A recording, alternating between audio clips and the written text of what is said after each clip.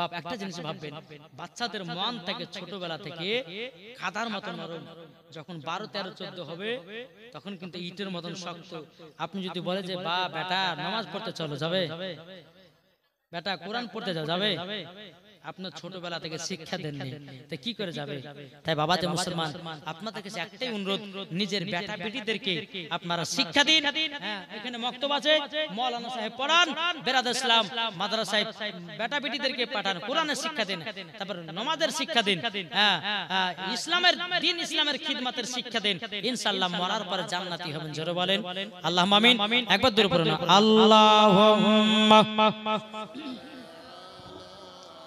সাইয়্যিদিনা মাওলানা মুহাম্মদ ওয়া আলা আলি সাইয়্যিদিনা মাওলানা মুহাম্মদ সাল্লাল্লাহু তাআলা আলাইহি সাল্লাম। বাবাজি মুসলমান ভাইরাও, এ সোনা মানিক বাবাজি চলুন।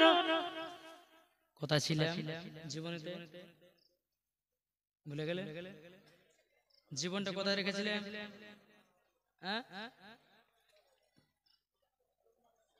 মা হালিমার বাড়িতে বাবা শুধু বরকতে বরকত। আর ওই নারী গেলে মনে মনে ভাবছে হালিমার বাড়িতে এত বরকত হলো তো হলো কেমন করে? ওই নারী গেলে বলছে তার বেটাকে, শুনে দেখো, শোন, হালিমার বেটা বেটি যেখানে ছাগল চড়ায় ওখানে তোরা কি ছাগল চড়াস? দেখি ছাগল মোটা হয় কিনা, দরকার হয় আমাদের ছাগল গুলোকে ঘাস কাটে কাটে খাবি। তাই কি হয় রে ভাই? আমার নবী রহমতে ছাগল মোটা হচ্ছে, আমার নবী রহমতে বাড়িতে বরকত হচ্ছে। জোরে বলেন সুবহানাল্লাহ। এইদিকে বেরাদার, এই নারীগণ বলতেছে, বলো গো বেটা বেটিরা তোমরা শোনো গো, হালিমার বেটা বেটি যেখানে ছাগল চড়ায় ওই জায়গাতে তোমরা ছাগল চড়াবো। কিন্তু বেরাদার ইসলাম মুআদ্দাস সামানিকেরাও, বাবাজি সোনামানিকেরাও, মা হালিমা রাদিয়াল্লাহু তাআলা আনহা বাবাজি আমার নবীকে নিয়ে বাবা যখন আদর্শ করো এরকম ভাবে নিয়ে যখন 1 মাস পার হয়ে গেল রে বাবা, 1 মাস যখন পার হয়ে যাও, এদিকে মা আমিনা রাদিয়াল্লাহু তাআলা আনহা তিনি বলতেছেন আব্বা হুজুরকে, ও গো শ্বশুর আব্বা, আমার বেটাকে প্রায় 1 মাস নিয়ে যাওয়া হলো, আমার বেটা কেমন আছে না আছে, আমার বেটা কত বড় হয়েছে না আছে, একবার তো দেখে আসতে হতো। আব্বা হুজুর আমার 10টা নাই 5টা নাই একটাই সাদের লাল, একবার যদি দেখে আসতাম বড় আনন্দ হতাম। এদিকে বেরাদার আব্দুল মুত্তালিব রাদিয়াল্লাহু তাআলা আনহু বাবা যে বড় বেটা হারিসকে ডাকলো, বলে বেটা হারিস শোনো গো শোনো, শুনে নাও আমার ছোট বেটা আব্দুল্লাহ আমার পুত্র দুজাহানের বাদশাকে নিয়ে গেছে মা হালিমা নামের একটা মেয়ে তায়েফে, আমার পোতাটাকে একবার দেখে এসো কেমন আছে না আছে। আমার ছোট বৌমা আমিনার মনটা খারাপ করতেছে, বলে আব্বা হুজুর ঠিক আছে। সকাল হলো বাবা, সকাল হওয়ার পরে একটা উট নিল, একটা তলোয়ার নিল, নেওয়ার পর বাবা আপনার হারিস চলতে লাগলো, আব্দুল মুত্তালিবের বড় বেটা হারিস চলতে লাগলো, চলতে চলতে চলতে বাবা আপনার তায়েফে পৌঁছে গেল। আর তায়েফে যখন পৌঁছাবে কি ওই নারীদের কাছে গিয়ে উঠেছে, যে মা হালিমার প্রতি যে নারী গেলে হিংসা করে ওই নারীদের কাছে গিয়ে উঠেছে, ওদেরকে জিজ্ঞাসা, হ্যাঁ গো বলো এখানে হালিমার বাড়ি কোনটা জানা আছে? এরা বলছে যে হালিমার মনে কেউ হবে। আচ্ছা ভাই কে আপনি, কে কোথা থেকে এসেছেন? বলছে আমার বাড়ি হলো মক্কাতে, আমার ভাতিজাকে মানুষ করার জন্য দিয়ে গেছি হালিমা নামের একটা মেয়েকে। তো তাহলে ওই কথাটা আপনাদের আপনার ভাতিজা? বলে শুনে এবার এরা এক জায়গাতে গোলপিট করছে, মানে একজন নারী গেলে শুন এখন এই একে ভাঙাইতে হবে, একে যদি ভাঙাতে পারি তো নবীকে নিয়ে চলে যাবো, মা হালিমার বাড়ি বরকত কমে যাবে। তখন এরা যুক্তি করে না, ভাই আপনি হালিমার কথা বলছেন, আপনার ভাতিজাকে মানুষ করে না, সকাল 6টার সময়তে গেটে তালা মারে দিয়ে চলে যায়, আবার সন্ধ্যা 6টার সময়তে ছাগল বকরিলে বাড়ি ফিরে। আপনার ভাতিজাকে মানুষ করে না, গেটে তালা মারে চলে যায়, আবার সন্ধ্যার সময়তে আসে। কিন্তু হারিসের কিন্তু বাবা মাথা গরম হয়ে যায়, আমার ভাতিজাকে এত কষ্ট করে রেখেছে, রাখবো না, চলে যাবো, হবে কেমন? বুঝে খাইতেও দেয় না। এইরকম বাবা উল্টে পাল্টা কথা বলে দিয়েছে। মাথা কথা বলছে কোনটা বাড়ি? বলছে ওই দেখেন মা হালিমার বাড়ি ওটা। এবার হারিস বাবা যে এক পা দোপা করে মা হালিমার বাড়িতে বাবা যে বসে আছে। সন্ধ্যা নেমে আসলো, মা হালিমা দূর থেকে বাড়িতে নজর দিতেছে কি ব্যাপার, একটা অচেনা অজানা পুরুষ বসে আছে। মা হালিমা রাদিয়াল্লাহু তাআলা আনহা বাবা যে ছাগল বকরি নিয়ে যখন আপনার বাড়িতে ফিরলো, ফিরার পরে বিরাদার মুআজ্জামানে কিরাম হারিস মনে মনে চিন্তা করতেছে ওটাই মনে হয় হালিমা হবে, ছাগল বকরি নিয়ে ঢুকতেছে। আজ আসুক হালিমা একদিন কি আমার একদিন এক দেখবো আমার ভাতিজাকে ঘরের ভিতর তালা মেরে দিয়া দন্না লড়ছে না রেখে দিয়া চলে গেছে। আজ হালিমার বিচার ভালো করে করব। আসুক আজ এক পা দুপা করে বাড়িতে ঢুকলো। ভালো ভাই কে গো তুমি? বলছে আমার নাম হারিস, আমি আমার বাড়ি হলো মক্কাতে। বলে কি হয়েছে? বলে আমার ভাতিজাকে তোমাকে মানুষ করতে দেয়া গেছি, সকাল 6টার সময় গেটে তালা মেরে দিয়ে সন্ধ্যা 6টার সময় তুলতে তো আমার ভাতিজার দন্না কেন লড়ে না? মা হালিমা বলতেছে বলো গো ভাই আপনার ভাতিজার দন্না লড়তেছে, আপনার ভাতিজার দন্না লড়ছে। হারিস লড়ছে না, মা হালিমা লড়ছে। ঠিক আছে তাহলে গেট খোলো দেখবো। তো মা হালিমা বলছে যে আল্লাহ আমি যদি এখন গেট খুলে ঘরে ঢুকে যেত তুমি লড়াইছো, দরকার নাই, আমি গেট খুলবো না। আর মেয়েদের বাবা বুঝতে পারছেন পায়ে পায়ে দোষ, ঠিক না? পায়ে পায়ে দোষ। বলছে আমি লিব না চাবি।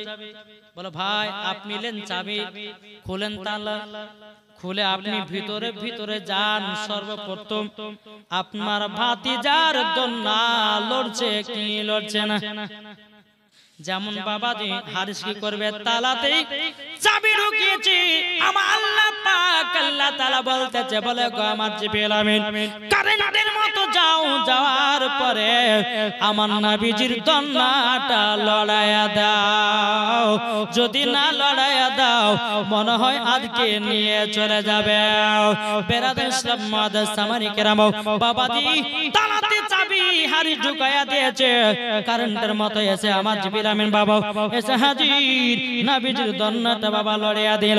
আমার নবী বলছে এ জিবরিল আমিন তুমি আমার দন্নাটা লড়ালাও, আমার দুধ ভাইয়ের দন্নাটাকে লড়াবে। এদিকে বেরাদার জিবরিল আমিন বলতে চোখ নবীজি আপনার লড়ার হুকুমটা আল্লাহ দিয়েছে, আপনার দুধ ভাই লড়ারটা হুকুম দেয় নাই।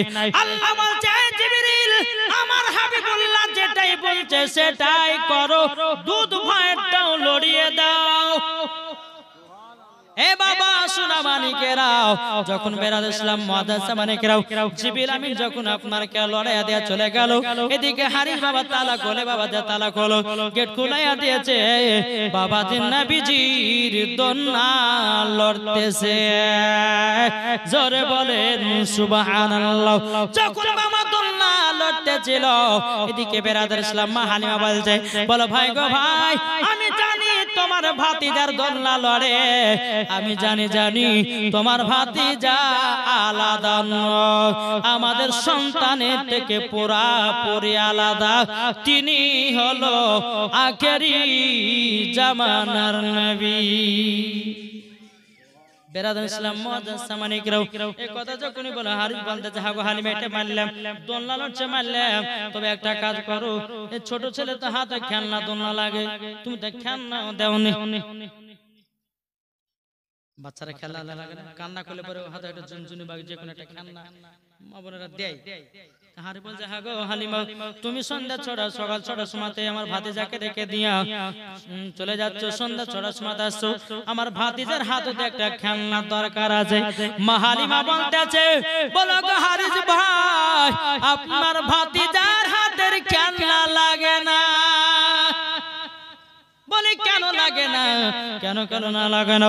বেরাদার ইসলাম মুআজ্জামানে কিরাম এ সোনা মানিকেরা ও মা খালা শুনে যান মা রাতের বেলা মা জননীরা বেরাদার ইসলাম এই কথা যখন বলো হারিস বলতেছে বলো গো হালিমা হাতের কান্না কেন লাগে না?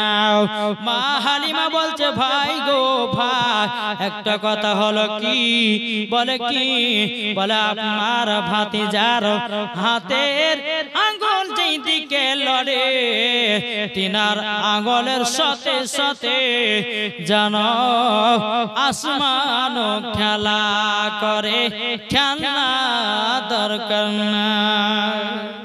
আমার নবীর হাত মুবারক যেই দিকে ঘুরে আমার নবী মুস্তাফার হাত মুবারকের সঙ্গে আসমানও খেলা করে। জোরে বলে বাবা যে মুসলমান সুরামানি কিরা এরকম যখন কথাবার্তা হলো সব ঠিকঠাক আছে, কিন্তু নারী গেলে দেখছে যে দেখি আর ভাতিজাকে নিয়ে যাচ্ছে কে যাচ্ছে না। যখন বাবা এক পা দু পা করে আগিয়ে গেল, আগে যাওয়ার পরে বেরাদার ইসলাম মুআজ্জাজ সামানি কিরাম নারী গেলে বলতে চগো ভাই কি ব্যাপার? হালিমাকে বকাঝকা করেছো নাকি? বলে হালিমাকে বকাঝকা করে কি করবো, আমার ভাতিজাকে তো ঠিকঠাকই তো মানুষ করছে, আমি তো দেখলাম আমার ভাতিজা খুব সুন্দর আছে ভালো আছে। বলে তাই নাকি? নারী গেলে মনে মনে হচ্ছে যা এটা তো ঝামেলা লাগা হইল না, হ্যাঁ এটা তো ঝামেলা লাগা হলো না। বেরাদার ইসলাম মুআজ্জাজ সামানি কিরাম এবার হারিস বাবা এক পা দু পা করে বাবা মক্কাতে রওনা দিল। রওনা দেওয়ার পরে তিনি বলতেছেন রওনা দেওয়ার পরে বেরাদার ইসলাম মুআজ্জাজ সামানি কিরাম এ সোনা মানিকেরাও ও বাবা যে মুসলমান ভাইরাও এদিকে বাবা যখন হারিস আপনার বাড়িতে পৌঁছে গেল, মা আমিনা রাদিয়াল্লাহু তাআলা আনহা বলতো গো আমার ভাসুর ও গো আমার দাও তবে শুনুন না আমার বেটা কেমন আছে, দেখতে শুনতে কেমন হচ্ছে, কত বড় হয়েছে। আপনারা আমরা হলে বলতে হ্যাঁ গো এক মাসের বাচ্চা কত বড়, এক মাসের বাচ্চা কত বড় হবে বলতে না, আমরা হলে তাই বলতে এক মাসের বাচ্চা তো নিয়ে গেল, এক মাসের বাচ্চা কত বড় হবে। কিন্তু মা আমিনার কথাটা জিজ্ঞাসা করা ভুল হয়নি, কেন হাদিস শরীফের মধ্যে আছে দুনিয়ার মানুষ ছেলেরা যত বড়টা হয় এক বছরে, আমার নবীজি এক মাসে ততটাই বড় হয়। বেরাদার মুআজ্জাজ সামানি কিরাম আসুন, হযরতে মা আমিনা রাদিয়াল্লাহু তাআলা আনহা বলছে তাহলে আমার বেটা ভালো আছে, খুব সুন্দর আছে, ভালো আছে না ঠিকঠাক আছে, ঠিক আছে তাহলে ভালো হবে। এদিকে বেরাদার ওই নারীগুলো এক জায়গাতে বসে আলোচনা করছে, আরে হালিমার সঙ্গে একটু ঝগড়া লাগানো যায় না? একটু যদি ঝগড়া লাগানো হয়তো তো মনে হয় একটু ভালো হইতো। এক জায়গাতে গল্প করেছে বলে শোনো হালিমার সঙ্গে ঝগড়া লাগানো যায় কি করে। দেখেন কিছু কিছু মেয়ে আছে দেখবেন ঝগড়া লাগার ফন্দি লাগলে পরে একবার দুই বহু আছে ওর কাছে আর ঘোষণা ফেলে দিল, এই আর কাছে ঘোষণা ফেলে দিল, বলে তুই ঝাড় দিবি, তুই এই করতে করতে দান্দা লাগে হয় না। বেরাদার নারী গেলে আলোচনা করছে বলে শোনো হালিমার সঙ্গে ঝগড়া লাগাতে হবে। একজন বলছে হাগো মা হালিমার বাড়িতে গভীর রাত্রিতে কিসের ওঠে আলা, আমাদের চোখের ঘুম ভাঙা যায়। সব নারী বলছে আমাদেরও ভাঙে। বলে এক কাজ কর তোরা গিয়ে হালিমাকে যে বলবে হাগো হালিমা তোমার বাড়িতে কোনো ডিবির আলা না হাঁচাকের আলা কিসের আলা জ্বলে যে আমাদের চোখের ঘুম ভাঙা যায়, তোমরা শুরু কর, তখন আমরা এসে আমরা ঝামেলা লাগিয়ে দেব, আমাদেরও লাগে এরকম। যখন বেরাদার ইসলাম মুআজ্জাজ সামানি কিরাম হযরতে মা হালিমা রাদিয়াল্লাহু তাআলা আনহা যখন বেরাদার তিনার কাছে দুই একটা মহিলা এসে বলছে হালিমা গো গভীর রাত্রিতে তোমার বাড়িতে একটা কিসের আলা বলো না কিসের আলা চলতেছে।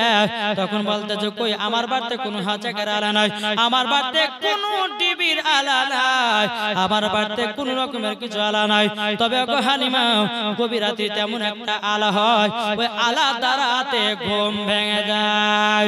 মা হালিমা বলতেছে গো বোনেরা আমার বাড়িতে কোনো আলা নাই, তবে একটা কথা বলবো এই যে ছেলেটাকে আমি নিয়ে এসেছি এই ছেলেটা যখন রাত্রি বানায় যখন আরাম করেন তিনার শরীর মোবারক থেকে যখন চাদরটা হটে যায় জামাটা যখন আপনার খুলে যায় আমার এই ছেলেটার চেহারা থেকে যেন নূর প্রকাশিত হয়, এই নূরের আলাতে তোমাদের চোখের ঘুম খানা ভেঙে যায়। জোরে বলেন সুবহানাল্লাহ। বেরাদার নারীগুলো বলতেছে যায় যায় যায়, আর হালিমার সঙ্গে ঝগড়া লাগা হলো না। বিরাদর ইসলাম মুআদ্দাস সাবানি কেরাও এ সোনা মানে কেরাও ওগো আমার আব্বা যে মুসলমান ভাইরাও এই রকম ভাবে নিয়ে বাবাজি আমার নবীজির বয়স বাবাজি আপনার 2.5 বছর হয়ে গেল। কোন কিতাবে বলছে 2.5 বছর, কোন কিতাবে বলছে 2 বছর। বেরাদার